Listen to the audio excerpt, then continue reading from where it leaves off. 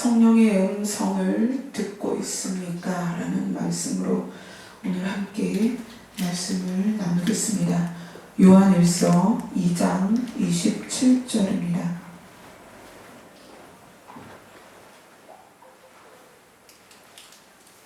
요한일서 2장 27절 함께 읽겠습니다.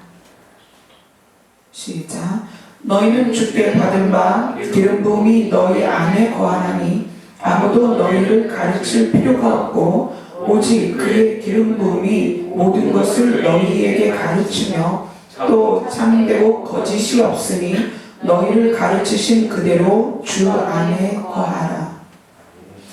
지금 이 본문 말씀을 같은 제자들과 또 성도들에게 전하고 있는 사람은 요한입니다.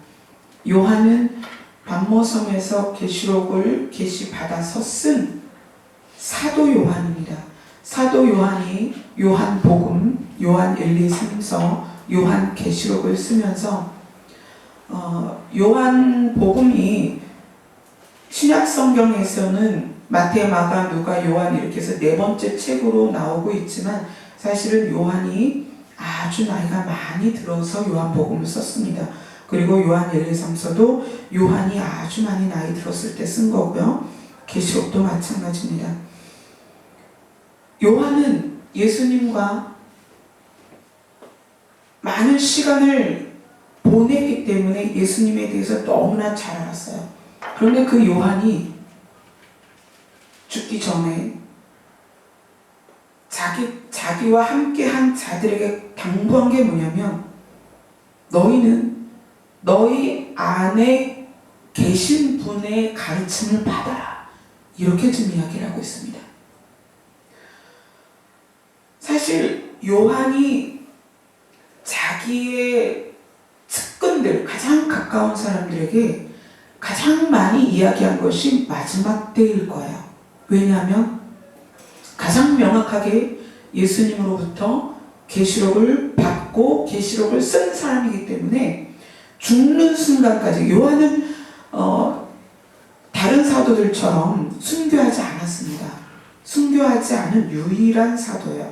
근데 이 요한이 그렇게 목숨을 길게 가져갈 수 있었던 이유는 아마도 그 계시록을 받은 당사자이기 때문에 많은 사람들에게 죽기 직전까지도 그 계시록의 말씀을 전하라고 이야기를 계속 죽지 않는 상태에서 전하라고 목숨의 어떤 길이를 하나님께서 연장하지 않으셨을까? 요한이 측근들에게 그 계시록 마지막 때의 이야기를 얼마나 간절한 마음으로 했을까? 그런 것을 가지고 이 요한 1, 2, 3서를 읽어보면 물론 혹자는 요한 1, 2, 3서가 계시록보다 먼저 쓰여졌다고 얘기합니다. 그런데 사실은 또 다른 의견들도 있어요.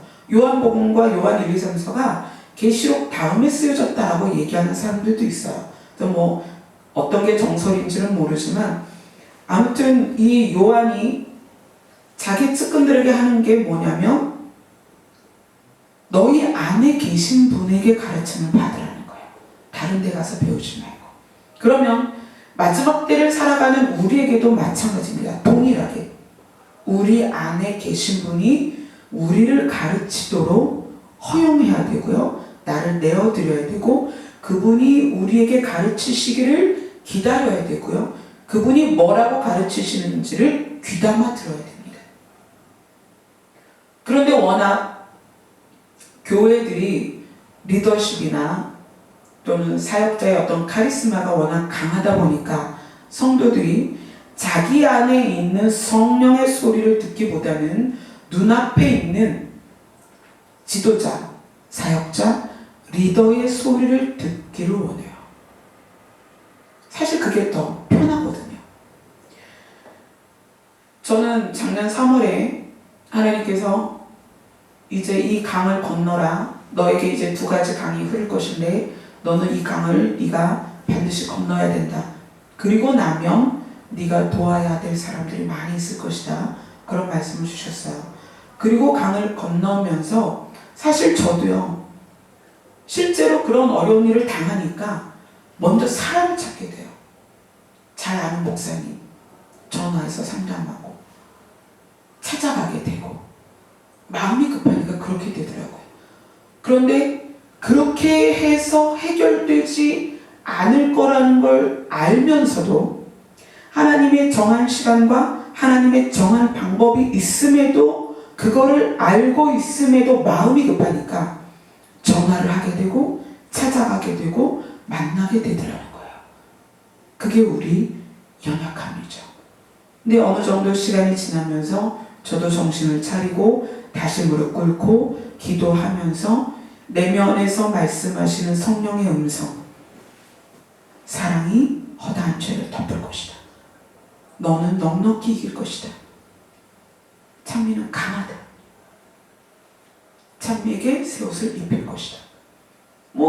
그런 어떤 음성들을 주시면서 어려운 시간을 넘어가고 지금까지 왔습니다.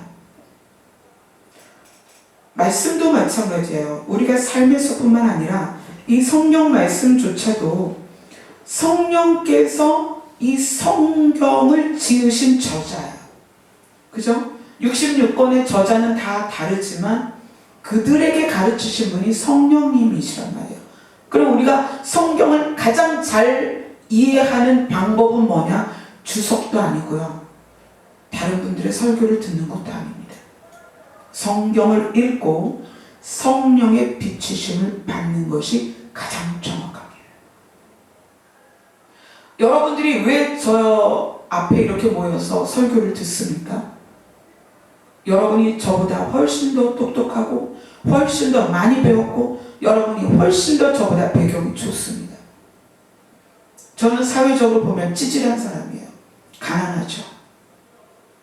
그죠? 월세 사는 가난한 사람입니다. 남편도 없고요. 2딸의 엄마일 뿐이에요. 가방끈도 짧고. 그럼에도 불구하고 여러분이 이곳에 모여 있는 것은 그래도 제가 기도하고 있다는 걸 여러분이 신뢰하기 때문에 여기 계신 거예요. 만약에 제가 여기 서서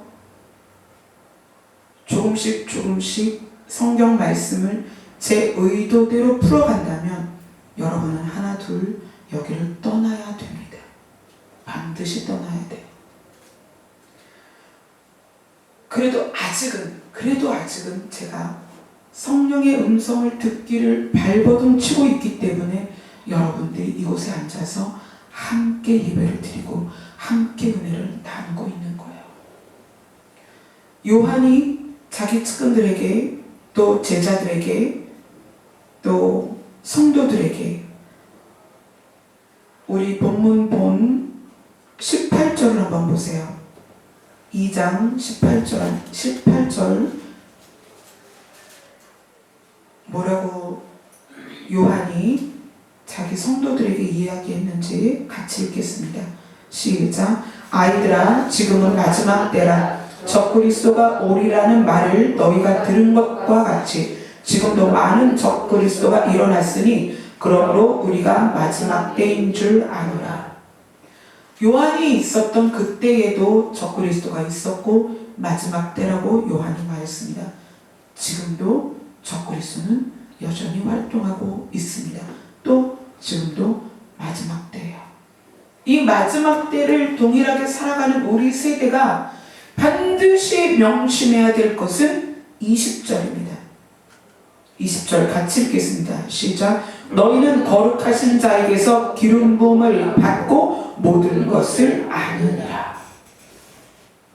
정말입니까? 여러분이 거룩하신 하나님에게서, 거룩하신 예수님에게서 기름 부음, 성령을 받고 그 성령의 가르침을 받아서 모든 걸 알고 있냐는 말이에요. 요한이 자기의 성도들과 제자들에게 아이들아 이렇게 얘기한 건 요한이 워낙 나이가 많아서 그래요. 다 어리니까. 그리고 믿음이 연약하고 그런 성도들에게 아이들아, 정말 어떤 마음을 있겠어요? 정말 안타깝고 또 정말 절절한 간절하고 가슴 저리는 마음으로 아이들아, 지금은 마지막 때야. 제가 그걸 여러분에게 말씀드리고 싶어요. 여러분, 지금 마지막 때예요. 어떤 일이 일어났는지 아십니까? 지금 바알 신전이 미국에 세워지고 있어요. 바알 신전이 왜 미국에 세워졌대나요? 미국 한복판에 바알 신전이 세워진다는 게 말이나 되냐고요. 이제 그 세력이 확장되고 확대되면 전 세계에 그런 것들이 세워지게 될 것입니다. 마지막 때예요.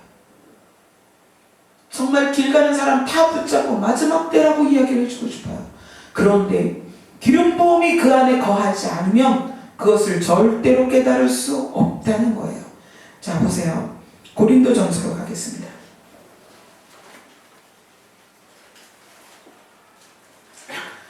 고린도전서의 저자는 누구입니까?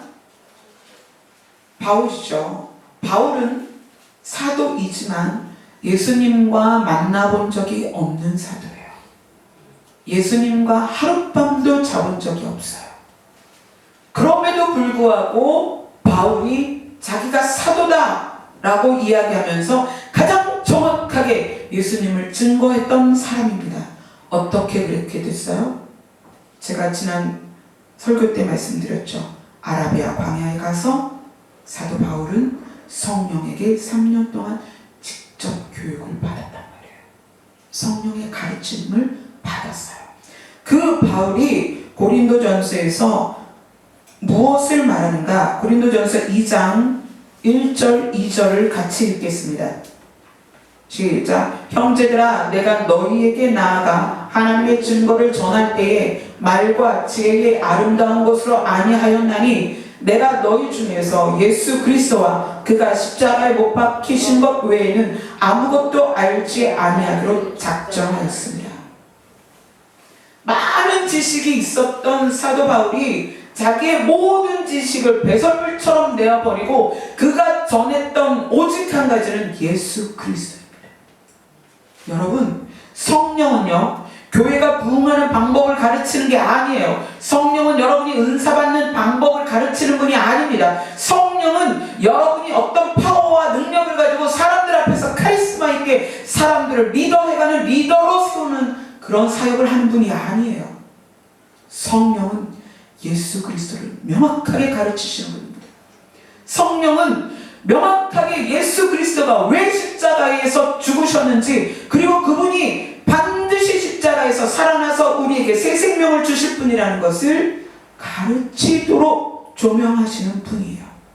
사도 바울이 아라비아 광야에서 3년 동안 교육받은 게 뭐냐면 오직 예수입니다.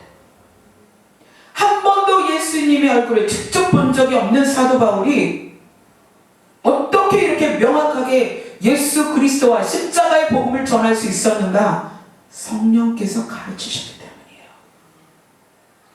그래서 우리가 성령이 아니고서는 예수 그리스도와 십자가의 의미를 밝히 알 수 없습니다.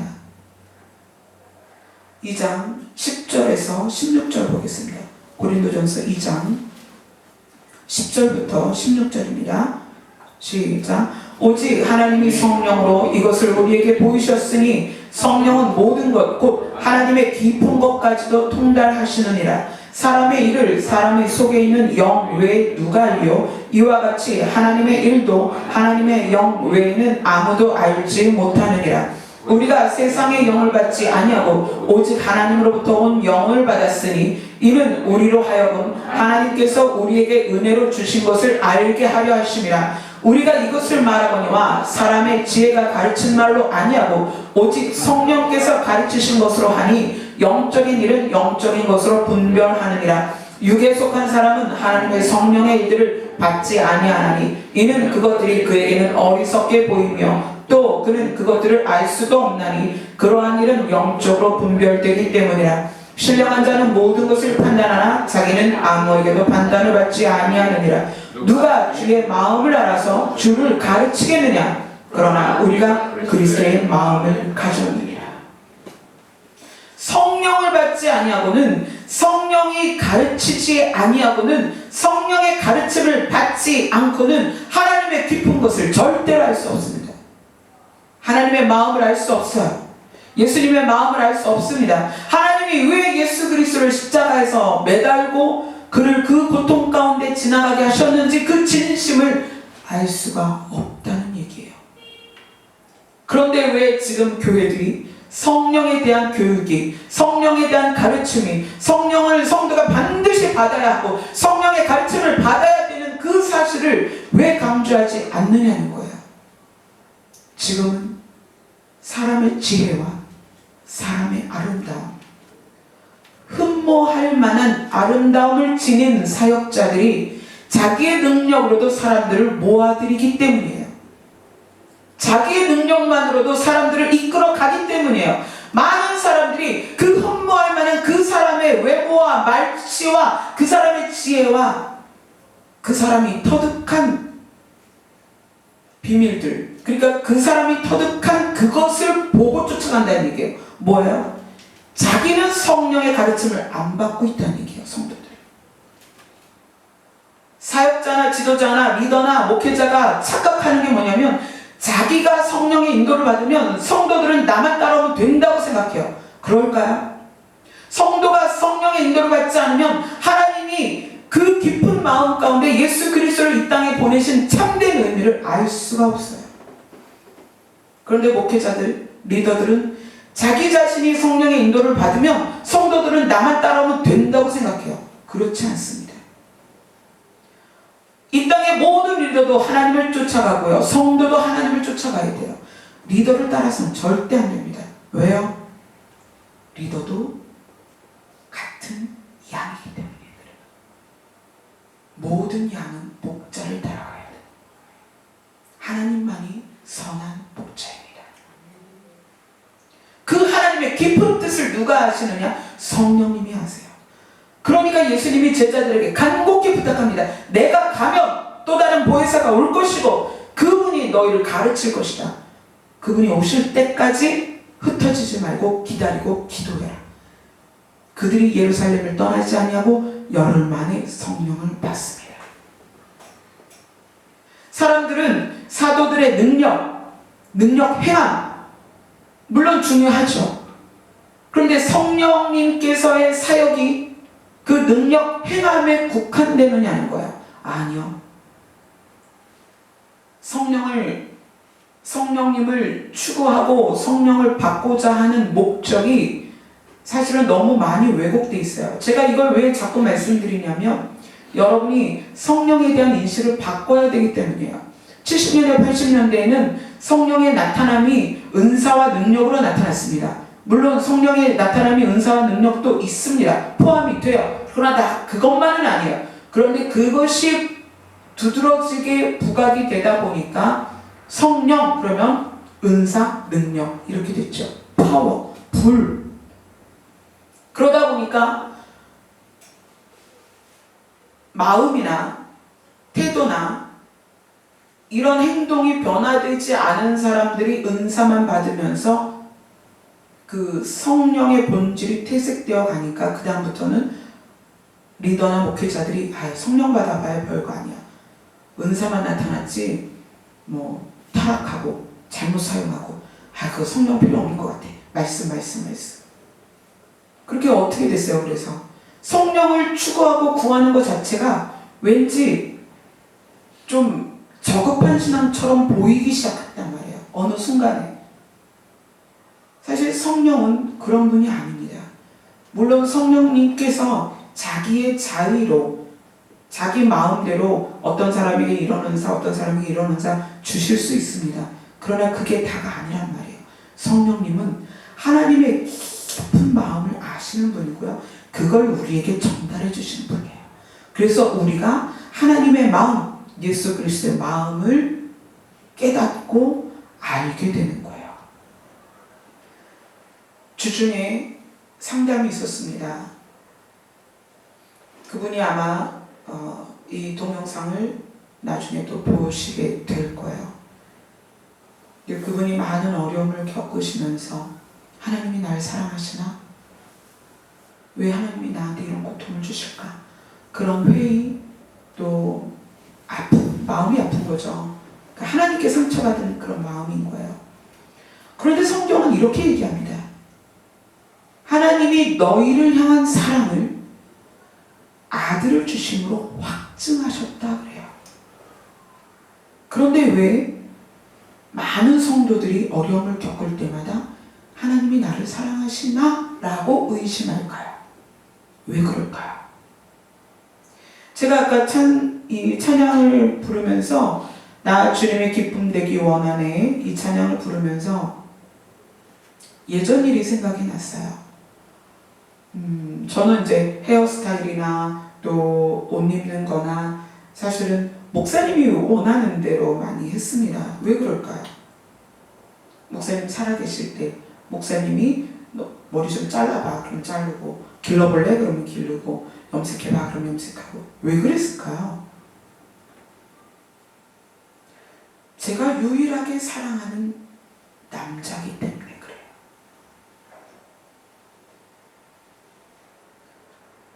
그 남편을 사랑하고 그 남편의 사랑을 받고 있으니까 그 남편이 원하는 걸 해주고 싶은 거예요. 그 남편이 나 오늘 뭐가 먹고 싶어. 그러면 뭐 바로 시장 가서 장 봐다가 하죠. 해서 같이 먹고 맛있게 먹는 모습 보면 너무 기쁘고. 왜 그럴까요?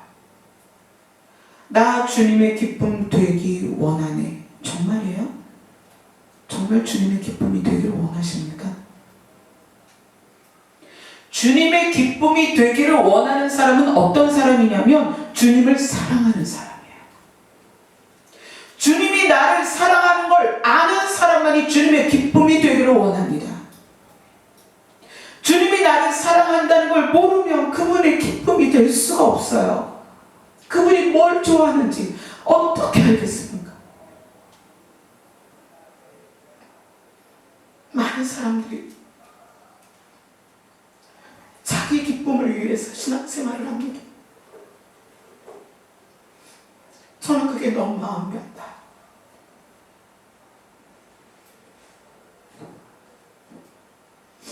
자기의 유익을 위해서 교회를 다녀요. 천국 가는 곳조차도 자기의 유익이에요. 예수님을 사랑하니까. 그래서 그분 계신 곳에 가야 되잖아요. 그런데 이 땅에 남겨지는 것이 두려워서 천국 가기를 소원한다면 자기의 아들을 찢으면서 사랑을 확증하신 그 하나님의 사랑을 알고 있느냐는 거예요.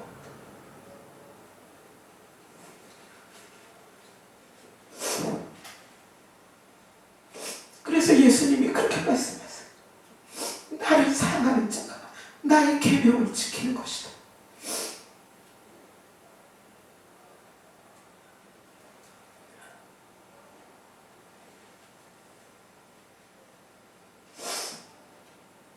오늘 낮에 찬미랑 구리시장을 몇 번 왔다 갔다 하면서 꽃 화분을 사고 창문 밖에 화단을 꾸몄습니다.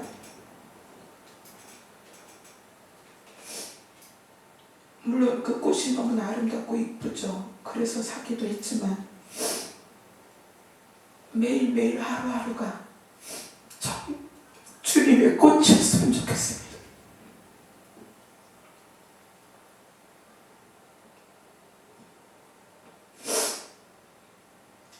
여러분 안에 성령이 계시다면 성령님께서 여러분에게 뭐라고 말씀하시는지 귀를 기울여 보세요. 성령님이 여러분에게 가르치시는 것은 하나님이 우리를 얼마나 사랑하시는가. 여러분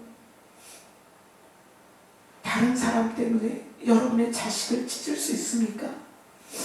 정 권사님이 옆집 아저씨 때문에 정혜정 집사님을 죽일 수 있냔 말이에요.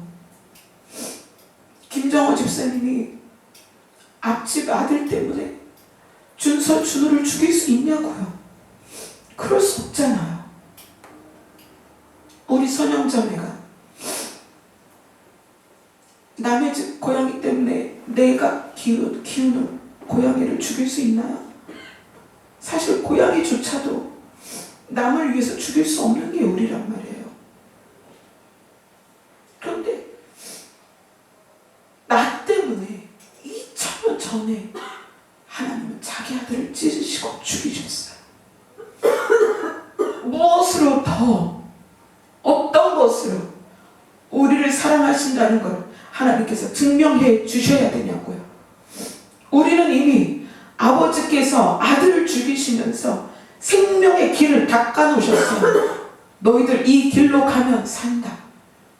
너희들 이 문으로 들어가라. 내가 양의 문을 열어놨으니까, 이 열린 문을 두었으니까 너희들이 이 문을 들어가라. 내 아들의 심장을 뚫고 이 문을 들어가라. 그럼 너희들이 살 것이다. 내가 너희들을 위해서 내 아들의 각을 떴으니 그 피를 밟고 지나가라. 내가 너희를 천국에서 볼 것이다. 그것이 아버지의 사랑입니다. 하나님의 사랑입니다.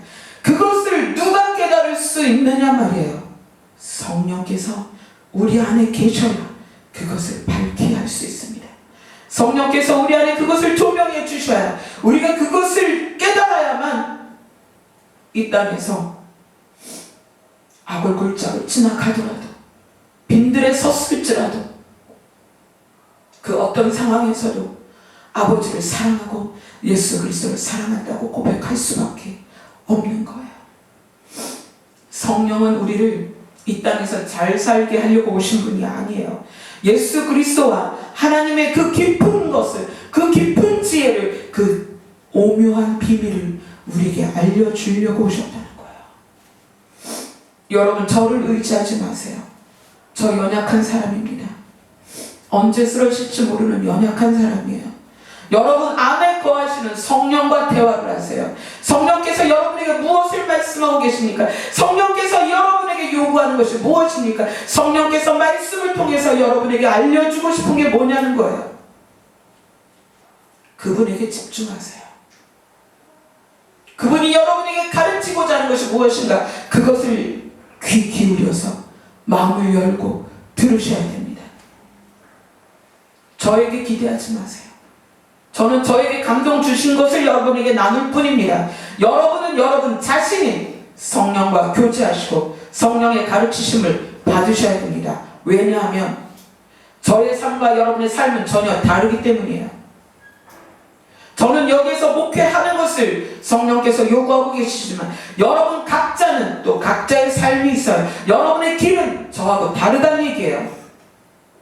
물론 아버지 나라까지 가는 건 같겠지만 이 삶을 살아갈 때에 하나님의 요구가 각 사람에게 다른데 저만 바라보고 있으면 안 된다는 얘기입니다. 제가 여러분에게 제가 감동받은 것을 나눌 수는 있습니다. 그러나 성령께서 여러분에게 말씀하시는 걸 여러분 자신이 들으셔야 됩니다. 그래서 그 인도를 받으셔야 됩니다. 그래야 제가 쓰러지고 제가 잘못돼도 여러분은 살 수 있다는 거예요.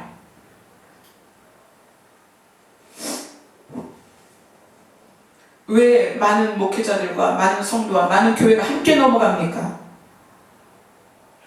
리더들이, 사역자들이 자기를 성도들이 쫓아오면 자기 자신이 그 성도들을 다 옳은 대로 인도할 줄 믿고 있는 거예요. 그러나 성도를 옳은 곳으로 인도하는 분은 성령님이십니다. 성령께서는 성도를 하나님께로 인도하고요. 성령께서는 성도를 예수님께 인도합니다. 그리고 하나님은 성도를 푸른 주전과 쉴만한 물가로 영원한 안식처로 회복된 에덴으로 아들의 나라로 하나님의 나라로 인도하시는 거예요. 고린도전서 2장 3절부터 5절까지 함께 읽겠습니다. 시작. 내가 너희 가운데 거할 때에 약하고 두려워하고 심히 떨어노라. 내 말과 내 전도함이 설득력 있는 지혜의 말로 하지 아니하고 다만 성령의 나타나심과 능력으로 하여 너희 믿음이 사람의 지혜에 있지 아니하고 다만 하나님의 능력에 있게 하려 하였노라. 여러분의 믿음이 어디에 있습니까? 여러분 자신이 성령의 음성을 듣고 하나님과 교제하지 않으면 여러분은 여러분의 믿음을 모래 위에 세우는 거예요. 여러분의 믿음을 사람의 지혜에 세우는 것입니다. 성령님만이 여러분을 바르게 인도하시고 바르게 하나님의 뜻을 조명하실 수 있습니다. 만약에 제가 변질되면 어떻게 할 거예요? 여러분은 분별력이 있어야 될 거 아니에요. 여러분이 각자가 성령과 교제하시고 성령의 가르침을 받고 조명을 받으셔야 제가 타락하고 잘못돼도 저를 쫓지 않고 바르게 하나님께 나아갈 수 있을 거 아닙니까? 여러분 뭘 믿고 저를 따라오세요? 저 따라오시면 안 돼요. 성령의 가르치심을 받으셔야 됩니다. 고린도전서 4장 1절입니다.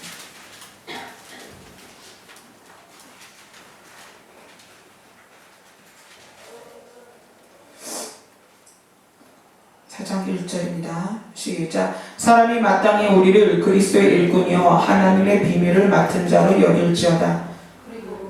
거기까지요. 하나님의 비밀을 맡은 자. 하나님의 비밀을 누가 가르쳐줘요? 성령께서 가르쳐 주시죠. 성령께서. 이제 여러분은 각자가 다 왕같은 제사장이에요. 여러분은 각자가 하나님이 계신 성전이에요. 여러분 각자가 그리스도의 몸입니다. 지금 사도 바울은 자기 자신이 하나님의 비밀을 맡은 자다. 여기에서 다른 사도들, 다른 리더들도 다 그렇게 이야기하는 거예요. 우리는 하나님의 비밀을 맡은 자다. 이제 여러분은 자기 스스로가 하나님의 비밀을 맡은 자가 되어야 합니다. 하나님의 비밀을 여러분 안에 품은 자가 되어야 됩니다. 성령께 그것을 조명받아서 그것이 여러분이 확실히 거하는 여러분의 믿음이 거기에 거하게 되어야 여러분이 세상 시류에 휩쓸려 가지 않아요. 마지막 때에 여러분들은 사람을 조심해야 돼요. 선악과처럼 흠모하게 할 만한 사람들이 너무나 많습니다. 많은 사람들이 사람을 따라가다가 잘못된 길을 가게 돼요. 반드시 여러분 자기 자신이 하나님의 비밀을 맡은 자가 되어야 됩니다. 그래서 내 자신이 바로 서고 내 가족을 위해서 기도하고 내 가족을 바르게 인도하는, 그래서 각자의 가장 그 가정에서 신앙의 가장들이 되어야 됩니다. 여기에 계신 분들 다 그렇게 바뀌셔야 됩니다. 그래서 자기 자녀, 부모, 형제를 위해서 바른 길을 가도록 돕는 자들이 되어야 합니다. 성령께서는 우리에게 늘 진리를 말씀해 주고 싶어 하세요. 그런데 그것은 귀 기울이지 않으면 들리지 않습니다. 듣고자 하지 않으면 들을 수 없어요. 반드시 성령이 말씀하시는 걸 듣고자 하는 간절한 마음이 있어야 합니다. 하나님이 가지고 계신 하나님의 비밀이 뭐예요? 성도의 구원입니다. 구원의 방법이고요. 이것을 성령이 조명해 주시지 않으면 알 수가 없어요. 그래서 교회를 자기의 기쁨을 위해서, 자기의 유익을 위해서 다니는 사람이 허다합니다.